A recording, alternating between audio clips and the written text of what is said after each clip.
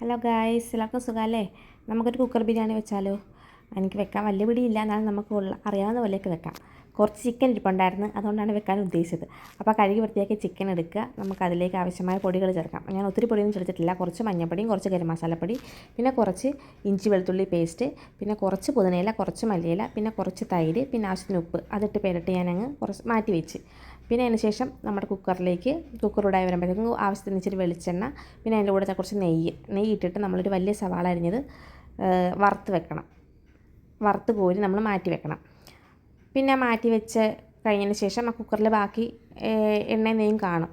അതിലോട്ട് തന്നെ നമ്മൾ ബാക്കി അരിഞ്ഞ് വെച്ചിരിക്കുന്ന സവോള, വലിയ സവോള ആയതുകൊണ്ട് ഞാൻ വലിയ 2 സവോള എടുത്തിരിക്കുന്നത്. അത് രണ്ടും കൂടി ഇട്ട് നന്നായിട്ട് വഴറ്റുക. കുറച്ച് ഉപ്പൊക്കെ ഇട്ട് ഉപ്പ് കിടന്ന് പെട്ടെന്ന് വഴന്ന് കിട്ടും.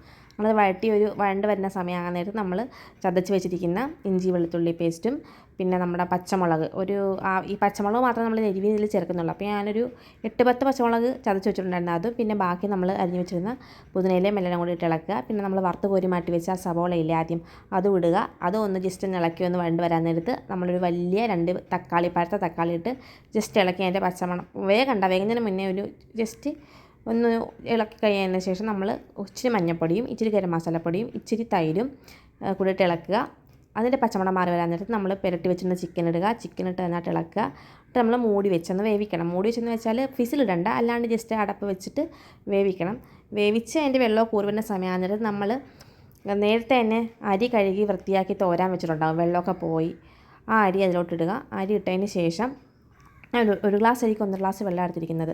വെള്ളം നമ്മൾ ഓൾറെഡി തിളപ്പിച്ച് മാറ്റി വെച്ചേക്കണം. നല്ല ചൂടോടെ വെള്ളം അതിലോട്ട് ഒഴിക്കുക. ആ വെള്ളം ഒഴിച്ചതിന് ശേഷം പിന്നെ കുറച്ച് നെയ്യും കുറച്ച് ഗരം മസാലപ്പൊടിയോടെ തൂകിയിട്ട് കുക്കർ അടച്ച് വെക്കുക.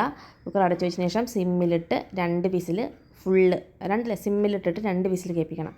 വിസിൽ കേട്ട് അതിൻ്റെ ഫുള്ള് ആവി പോയതിന് ശേഷം മാത്രം തുറക്കാവുള്ളൂ. തുറന്ന് കഴിയാൻ നേരത്ത് കുക്കർ ബിരിയാണി സെറ്റായിരിക്കും. നമ്മൾ ഇളക്കി സെറ്റ് ചെയ്തെടുക്കുക. ഇവിടെ എനിക്ക് അണ്ടിപ്പരിപ്പ് മുന്തിരിയൊന്നും ഇല്ലാത്തതുകൊണ്ട് ഞാനൊന്നും ഇട്ടില്ല. അതുണ്ടെങ്കിൽ ഇച്ചിരി കൂടെ നല്ലതായിരിക്കും.